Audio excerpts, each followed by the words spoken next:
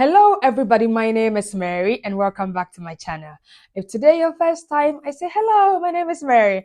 And yes, so today we're going to talk about authors, and I want to start by saying know your authors.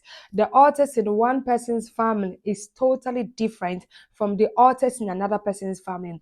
The authors in Africa are different from the authors in America, in Europe, in Asia. If you're an African and you have traveled from Africa and you have moved to Europe or you have moved to America and you think the fact that I have relocated, that means the authors are not fighting me, then you are a joker. Yes, I would say to you, then you are joking big time. Because the authors, they know your background, they know where you're coming from. They can trace you by the blood, they can trace you from your roots, they can trace you and they will come after you. Why? Because they are authors. And I know the authors in my family.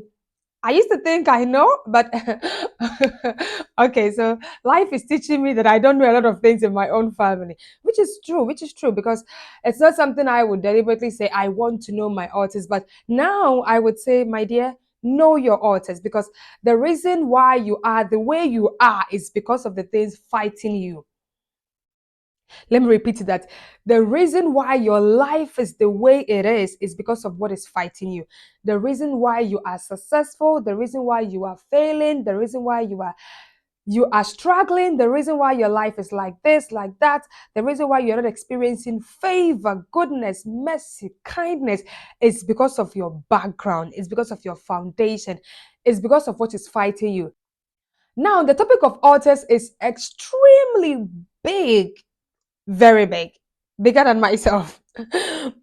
And you need to take personal retreat. I would encourage you to take personal retreat, personal fasting and praying, personal dedication to the things of God.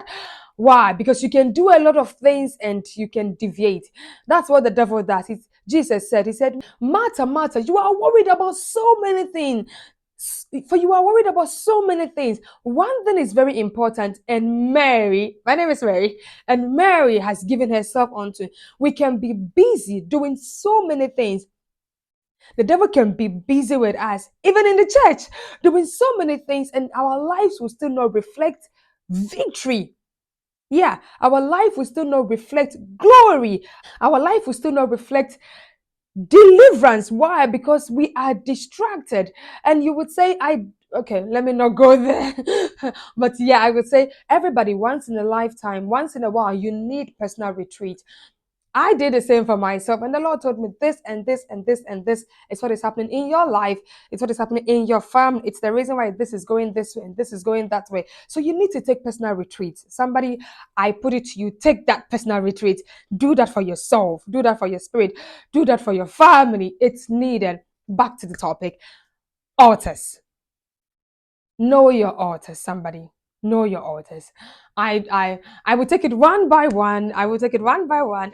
I don't know if the Lord grants me grace. I will take it one by one. But I will start by saying that let's read the scripture. Yes, let's read the scripture. Okay, yeah, so let's read the scripture. And the first scripture we'll be reading is going to be from Genesis chapter 12, verse 7. It says, Then the Lord appeared to Abram and said, To your descendants I will give this land. And there he built an altar to the Lord who had appeared to him, and there he built an altar. So first of all, you have to understand that altars are built on something. They do not just appear on their own.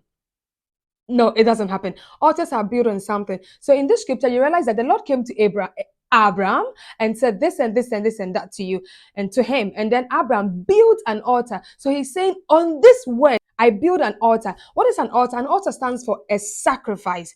An altar stands for a covenant. It represents a covenant. So altars can be built anyhow, and altars are not built anyhow. Let me explain. Godly altars are not built anyhow. Godly altars do not happen by mistake. You might not understand what you are doing, but you might be building an altar. It doesn't mean you are building it anyhow. I don't know if I'm making sense. You might not understand what you are doing. So, for example, you wake up, you have an urge that you wake up every 12 o'clock to pray. You keep on doing it for 2 years, for 3 years. At a point, when it's exactly 12 o'clock, God will wake you up. Why? It's an altar you are building. You might not understand it that it's an altar, but God understands it. So later in life, you realize, oh, so this is an altar. So that is why, Oh, this is a very interesting topic. So if you realize at the place called Bethel, Abraham built an altar there. That altar was in existence for many years, that his grandson Jacob came and slept there, and the gates of heaven opened for him. So he said, oh, I didn't know there was an altar here. Why? Because his grandfather has been there. That is a godly altar. Somebody, I tell you, it is the same for spiritual altars. Oh, it is the same for demonic altars. So you might not know that there is a demonic altar that has been at a particular place for many years. You step in that place and instantly you become a partaker of that altar. Yes, yes. It's a demonic altar. You become a partaker of the demonic altar. Yeah. And I can say I have become a partaker of demonic altars. And later in life, we'll talk about how to demolish how to demonic altars and build godly altars. But today we're going to give a fair knowledge of, we're not going to go into much details about the altars because, yeah, but it is the truth. So the heavens open unto him. And he said, oh, so God is here. And I didn't know. Literally, I wouldn't say God is here. I would say an altar speaking for you is here. It has identified you by the blood because you are related to Abraham. So the altars opened up for him to realize that, oh, wow, so this is here. So yeah, so godly altars are built anyhow and are also not built anyhow. Because you might not understand what is happening, but God understands. And yes, not just God, the devil also understands what is happening. Yeah, somebody? Yeah, the devil also understands what is happening. So somebody, altars are real. They are real. It doesn't matter if you have relocated from one place to another.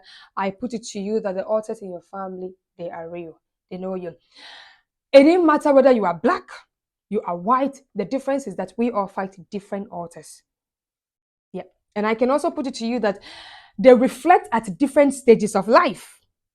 Mm-hmm. They reflect at different stages of life. So you might think, oh no, I don't have the altar of chasing, I don't have the altar of late marriage. I don't have the altar of difficulty in childbearing. I don't have that. Look at me. Look, yeah. The devil is a bastard. Let me give a typical example. So you can say to yourself, oh, I'm not married. I'm sleeping around. Everything is okay. I even get pregnant. Oh, not me. It's just an example. I even got pregnant when I wasn't married. So if I get married, giving birth in marriage will be easy because yeah. The devil knows as long as you are in sin, you can have the baby. It's wrong, but you're in sin. So he doesn't care. But the moment you get married, the altar of not having babies or you can't give birth begins to manifest itself in your life. So you will hear people say, when I wasn't married, I committed an abortion. Now that I'm married and I'm looking for kids, I can have children. What is happening to me? Now you have stepped into your altar. Yeah, yeah. Now you have landed yourself into the altar in your family. So it is manifesting itself in your life. So I put it to you that there are altars at different stages of life. Yeah. God is a good God. He won't say because you're not a Christian, I won't give you a good destiny. No.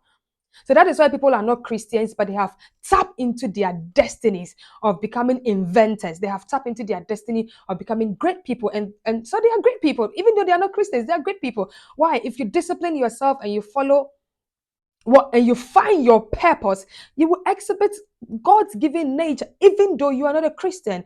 But later, if you become a Christian, you realize that He gave that to you to propagate His gospel. Yeah. So even though the man was not Christian, okay, I don't know, but I don't think he was a Christian. He became very rich. He was a billionaire. In fact, he was known as Mr. No Coins. If he buys something from you and there is change, he doesn't take them. He just dashes it to you. But listen, he fell 3 times.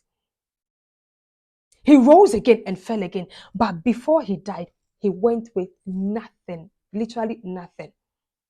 What am I trying to say? The altars in the family was communicating that, see, if you find your destiny one way or the other, you come back to square one if you don't identify me. I was praying one time and the Lord said, do you remember this story? Oh, me, I know I'm born to be a billionaire, of course. I know I'm born to be a billionaire. And the Lord told me, do you remember this story? It is an altar, fight it now. It doesn't mean I'm done dealing with it. I'm still dealing with it. But I'm trying to tell you that there are altars at different stages of our life. Don't look at yourself and say, oh no, there is no. Can you imagine? The fact that you're a pastor does not take you out of this thing. No, the fact that you're a bishop does not take you out of this. It that you have to fight it. You have to know it and fight it. Altars are built anyhow, but they're also not built anyhow. You can stumble into a demonic altar. You can also stumble into a godly altar, but it doesn't mean the person who built the altar built it anyhow. The second thing I would like to emphasize on is that altars have to be renewed. So if you check the account of Abraham, you realize that he built an altar. After a while, he built another altar. After a while, he built another altar. He kept building altar. He kept building altars. Even in the lives of the Israelites, the God of heaven kept asking them to build an altar. He built an altar for me. He set people on the altar. He said, the fire on the altar shall not go down. Why? Because to keep the altar speaking for you, it has to be perpetually fed. Yep, just like the way you eat your food every day. That's how altars need to be fed. Not now and then, it's every day. Yep, it's an everyday thing. It is the truth. It's an everyday thing. So it is extremely important to understand that altars are real and they need to be fed. So let me say something again. Oh, not just fed, renewed. Renewed. So let me say this. So if there is a demonic altar in your family, and I think it's something I'm currently experiencing now. If there is an altar in your family and then they neglect the altar for many years, do not think they have disappeared. Mhm. No, do not think they have disappeared. I would say that they are fortifying themselves to come after you later. Not you, it might be your children, it might be your grandchildren. And that is why the prayer of dealing with bloodline is extremely important. I put it to you, they're extremely important. The prayer of the bloodline, not just for your family, your original bloodline is Adam. Yes, your original bloodline is Adam. So you need to fight back from yours, trace it from yourself to Adam. Yeah. You don't believe me? But it's the truth. It is the truth. Bloodlines are extremely powerful. Powerful. Powerful. So, yes, I don't want this to make this message long. I'll take it one by one as God permits me and gives me, because I'm dealing with altars at this moment. Yes, I'm on my personal retreat dealing with my family altars because they are trying to have an effect in my life. I am seeing the effect manifested itself. My eyes are cleared, they are open. Yes, so it's something that I can also guide you through. Yeah, yeah. But God is faithful, God is powerful, God is sovereign. He's everything you can ever think of. He's everything you can dream of. Yes, so shalom, shalom, shalom. I hope this message blesses you. The message talks about altars. They are real. They are in our families. They're in our lives. They have an effect in our life. I hope this message blesses you. But before you go, I want to send you a piece of prayer, a small prayer. I wrote it here. It says, reveal the altars prevailing in my family to me. From my mother's side and from my father's side, reveal the altars prevailing in my life to me. Reveal the altars that stop people to me.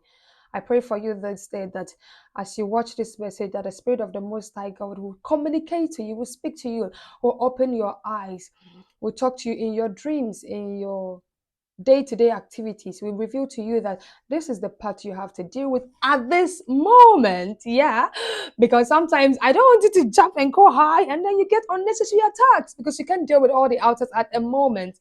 You can't deal with all of them at the same time. You have to know the altars here and then the next altar there. So it's for life. We'll keep on dealing with altars till the day we die. And my prayer for myself is that I don't want my kids to fight Disney altars. This is a nonsense altar. This is okay. So I'm talking too much. I think I'm happy to be back. Yeah. So shalom, shalom, shalom. I hope this message blesses you. Know your altars, somebody. Know your altars and be blessed.